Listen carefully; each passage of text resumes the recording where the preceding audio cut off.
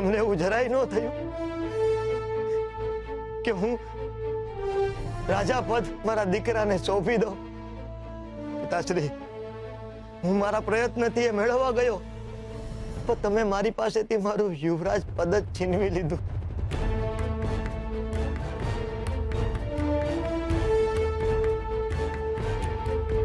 તમને ખબર છે પિતાશ્રી, તમારું પદ મેળવવા માટે મેં અથાગ પ્રયત્ન કર્યા. તમને નથી ખબર, પણ રસોઈયાને કહીને વર્ષોથી તમારા ભોજનમાં થોડા થોડા ધતુરાના બીજ નખાવતો.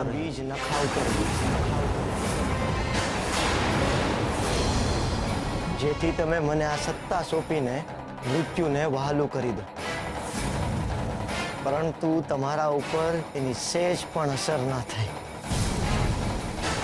કોણ જાણે મારા નસીબ કેટલા ખરાબ છે કે તમે હજી પણ જીવો છો પિતાશ્રી.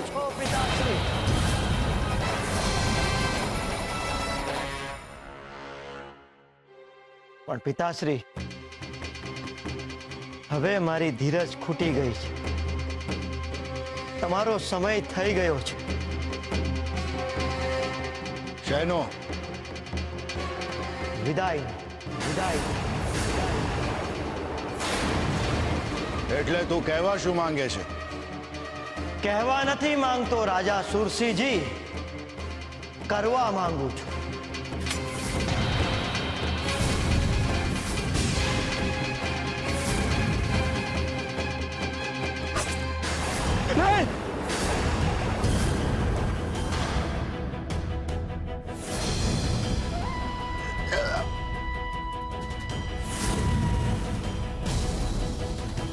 હરે કૃષ્ણ.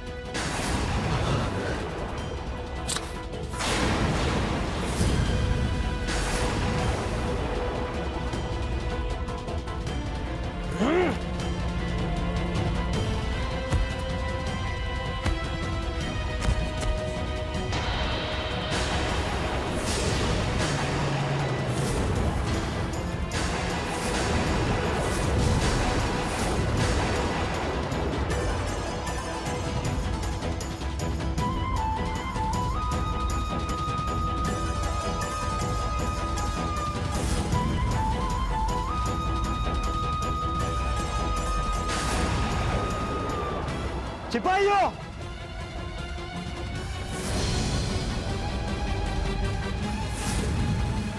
આજથી માધવપુરનો મહારાજ હું છું, શક્તિસિંહ. હવે હું જેમ કહીશ એમ થશે. મારો હુકમ ચાલશે. મારી વિરુદ્ધ જે જશે એની આ જ હાલત થશે જે અત્યારે મહારાજ સુરસિંહની થઈ છે. શિવરાજ, આ તમે શું કર્યું? ગોરા ભગત, અહીંયા થયેલી ઘટના અહીંયા સુધી જ રહેવી જોઈએ, બહાર ન જવી જોઈએ. જે તે જોયું છે એ તારા હૃદયના કોઈ પણ ખૂણામાં ધરબી નાખજે. જો આ વાત બહાર નીકળી તો તારો જીવ બહાર નીકળી જશે. સિપાહીઓ, લઈ જાઓ આ ભગતિયાને અહીંયાથી અને મહેલની બહાર ફેંકી દો. એ મહેલની આસપાસ પણ દેખાવો ન જોઈએ. આ ભગતરાને રાજમહેલની સામે જોવાની પણ પરવાનગી નથી. મારા હૃદયમાં તો હરી છે. આ રહસ્યના સહવાસારે હરીનો વાસ કઈ રીતના થાય? જાઓ, લઈ જાઓ આ ભગતરાને અહીંયાથી. શિવરાજ, આ તમે શું કર્યું? યુવરાજ, આ ખોટું છે. તમે પાપ કર્યું છે યુવરાજ.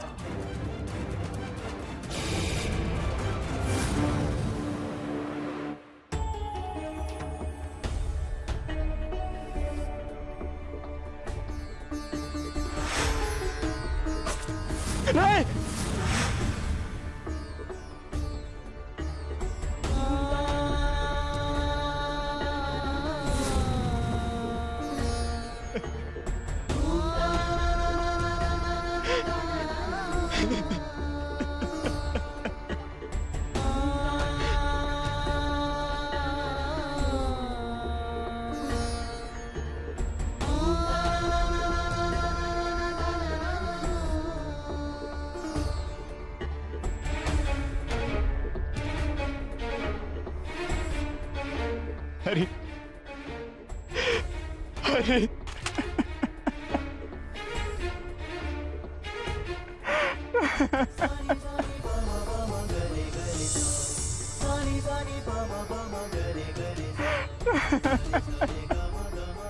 આ ગોરાને શું થયું? કેમ રડી રહ્યો છે? હાલો એને પૂછીએ આપણે. ગોરા બેટા આમ રડે છે કેમ? શું થયું બેટા? અરે આવું થઈ રહ્યું છે. મારે તો તમારી ભક્તિ કરવી છે. મને ના સંસારમાં રસ છે, ના સંસારની કોઈ વાતોમાં રસ છે. હું તો સંન્યાસના માર્ગે હતો, પણ તમે મારી નામને કઈ દિશામાં લઈ ગયા? હવે હું ક્યાં જાઉં? આ કેવી અમંગળ ઘટના હતી. હું તમારી નજીક આવવા માંગુ છું ને તમે મને સંસારની માયાજાળમાં વધારે ને વધારે ફસાવી રહ્યા છો. મને તમારાથી દૂર કરી રહ્યા છો. આજે જે મેં જોયું ને એ મારા માટે અસહ્ય હતું. મારું મન હજુ પણ એ વાતને સ્વીકારી નથી રહ્યું કે હું આટલી મોટી વાત મારા મનમાં કેવી રીતે રાખી શકીશ. મારું કાળજું મને કોરી ખાય ને હું બોલીશ પણ શું? મારી મૂંઝવણ વધારે ને વધારે વધતી જાય છે. હરી, હું તો એ વિચારી રહ્યો છું કે આવું બની જ કઈ રીતના શકે? કોઈ મનુષ્ય આટલું અધમ કૃત્ય કઈ રીતના કરી શકે? ભાઈબંધ, હું ખૂબ મૂંઝાઈ ગયો છું. મારી સ્થિતિ બહુ ખરાબ છે. મને કોઈ માર્ગ બતાવો મારા નાથ. આ મારા મનમાં ઉપજેલા વિચારોના દાવાનળને તમારી સમજણ શક્તિથી શાંત કરી દો મારા હરી. નહીતર હું મારા ધ્યેયથી ભટકી જઈશ. મને રસ્તો સુજાડો મારા નાથ. મારે તમારી પાસે આવું છે. મને રસ્તો દેખાડો. મારા માથે હાથ મૂકો.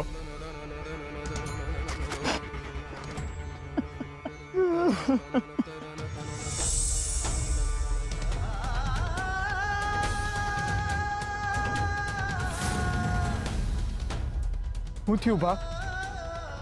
કેમ આવી રીતે રડે છે? તુલસી વહુ તો બરાબર છે ને? ભાઈ,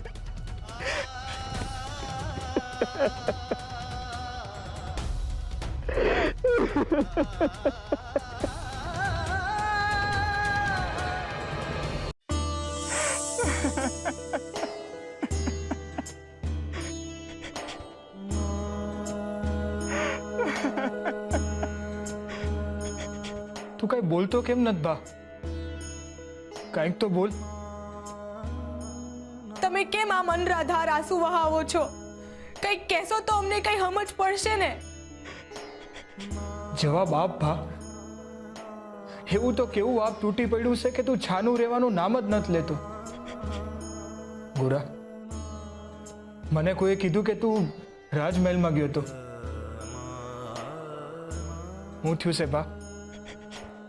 તને મહારાજે કઈ કીધું? કઈ ખોટો હુકમ કર્યો છે? કંઈક તો બોલો ભગત.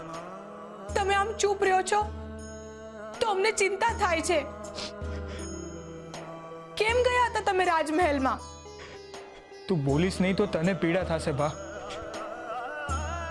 અને અમને કહીશ ને તો તારા મનનો ભાર હળવો થશે. કંઈક તો બોલો ભગત.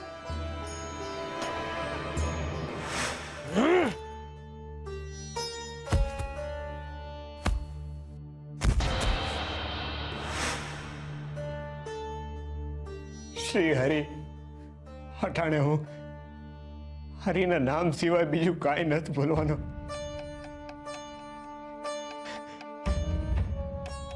હરે કૃષ્ણ, હરે કૃષ્ણ.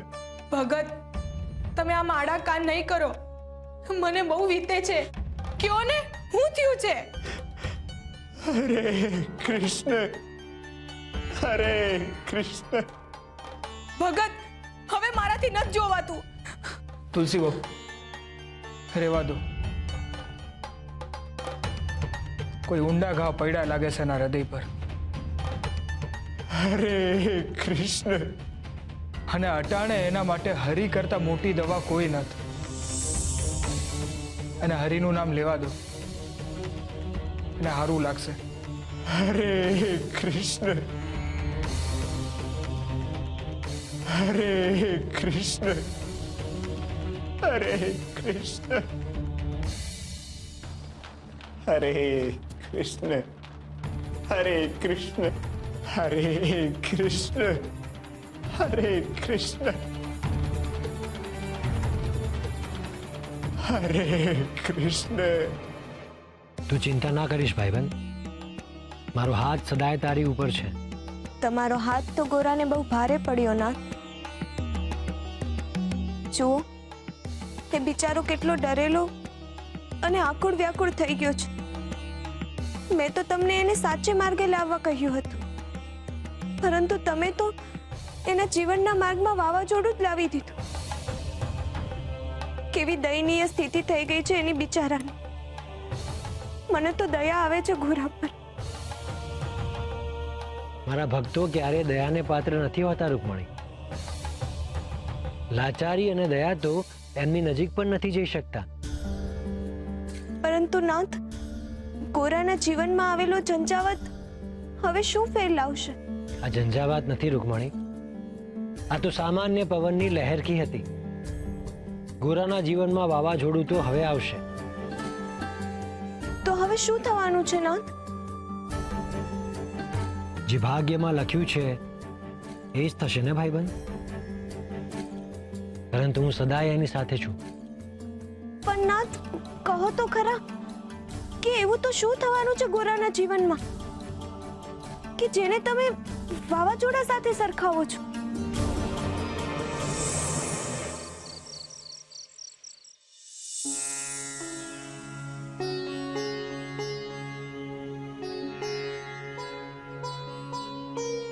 હવે કેવું લાગે છે?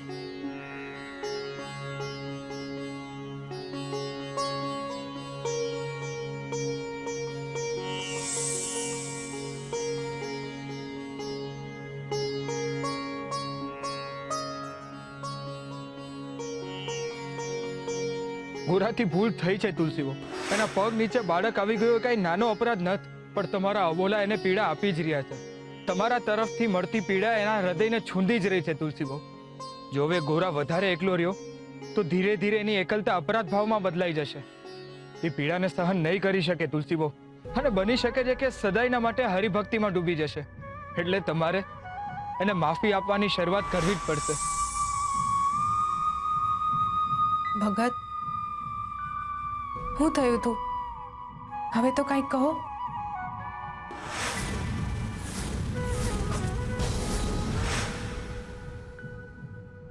ભગત, હા, હું પૂછું છું કે તમે કેમ આટલા બધા ઉદાસ છો? કેમ આટલા બધા ડરેલા છો? શું થયું હતું? કંઈક તો કહો. આ વિશે તમે મને કાંઈ ના પૂછશો તો હરિની કૃપા રહે. સારું, નહીં પૂછું બસ. પણ મારે તમને કંઈક કહેવું છે. હા, હું સાંભળું છું, બોલો. મારે તમારી માફી માંગવી છે. એના માટે મેં બહુ બધા અપરાધ કર્યા છે અને એ અંદર ને અંદર મને કોરી ખાય છે. જ્યાં સુધી તમે મને માફ નહીં કરો ત્યાં સુધી મારા જીવને શાંતિ નહીં મળે. અરે તુલસી, આ તમે શું બોલો છો? તમે કાંઈ અપરાધ નથી કર્યું. એ તો તમને લાગે છે, બાકી મેં બહુ બધી ભૂલો કરી છે. સૌથી પહેલા તો મેં તમને આટલા બધા દી ઘરની બહાર રાખ્યા. આપણે બાળક ગુમાવ્યું. તમને કેટલો વહાલો હતો ગોવિંદ, ને મેં તમને એની અંતિમ ક્રિયા ન કરવા દીધી. કેટલી નિષ્ઠુર બની ગઈ હતી હું એ વખતે. મીઠી ભાભીની વાતોમાં આવીને મેં તમને મૃત્યુદંડ અપાવ્યું. તમારી શ્રદ્ધાને લીધે આજે તમને હરિએ બચાવી લીધા, નહીતર તમે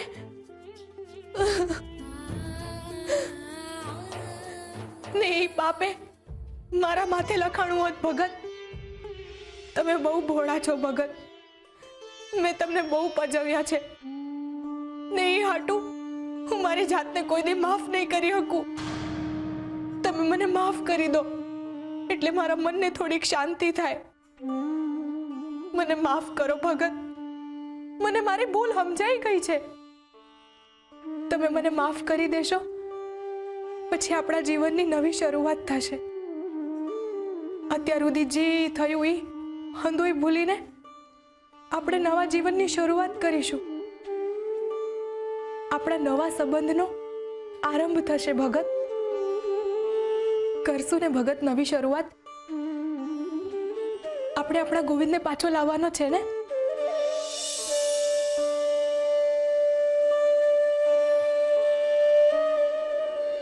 તમે કોઈ ચિંતા ન કરતા ભગત. હંધોય હચવાઈ જાહે. હું આ ઘર સંભાળીશ, બાળકોને મોટા કરીશ, તમારી હાટું ભાત બનાવીશ અને તમે હરિનું નામ લેતા લેતા ચાકડો હલાવજો. હરિના નામ હારે હારે આપણે જીવીશું. હું કહ્યું? ચાકડો? હા, ચાકડો. ચાકડો ને હાલો તો જીવન કેમ હાલશે? કામ તો કરવું પડે ને. મારી વાત સાંભળો. તમે આ ચાકડો લઈ જાઓ ને આમાંય હું તો આ ચાકડો હલાવવા નથી. તમે હરિનું નામ લેજો ને માટલા ઘડજો. ભગત, મને વચન આપો કે આપણે હંમેશા એકબીજાની સાથે રહીશું. ગમે એવી કપરી પરિસ્થિતિમાં પણ આપણે એકબીજાનો સાથ નહીં છોડીએ. હું પત્નીની અને તમે પતિની જવાબદારીમાંથી ક્યારેય નહીં ડગીશું. આપણને જેટલા પણ બાળકો થાય આપણે એમને પ્રેમથી ઉછેરીશું. આપણે ક્યારેય આપણા સંતાનો માટે બેજવાબદાર નહીં બનીએ. વચન આપો મને ભગત.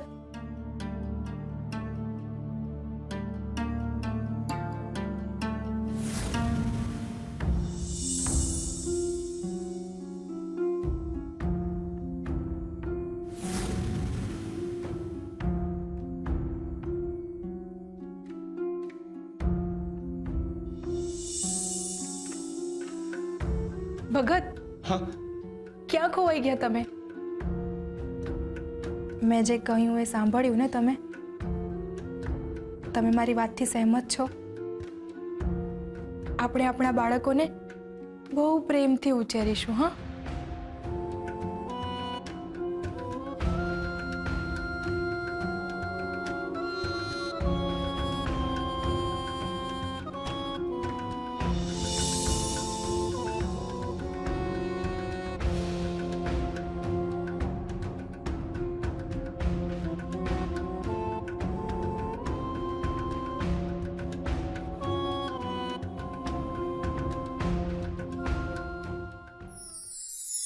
પ્રાયશ્ચિત.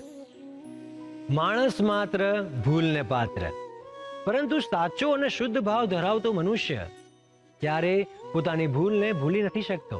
એ સતત પોતાની ભૂલને મનમાં રાખીને ફર્યા કરે છે અને એની ભૂલની પીડામાંથી મુક્ત થવાનો માર્ગ શોધ્યા કરે છે. અને કહેવાય છે ને કે જે શોધે છે એને તો ભગવાન પણ મળે છે. મનુષ્ય પોતાની ભૂલનું પ્રાયશ્ચિત કરે છે એટલે એ પોતાની ભૂલના અપરાધ ભાવમાંથી મુક્ત થાય છે. કારણ કે પ્રાયશ્ચિત એક એવી સરિતા છે જેમાં ડૂબકી લગાવીને મનુષ્ય એના પસ્તાવાના મેલને ધોઈ શકે છે. પાપ કરવું એ પહેલી ભૂલ છે, પરંતુ એનું પ્રાયશ્ચિત ન કરવું એ બીજી ભૂલ છે. યાદ રાખજો, પ્રાયશ્ચિત એ તમારા કર્મફળને નિશ્ચિત કરે છે.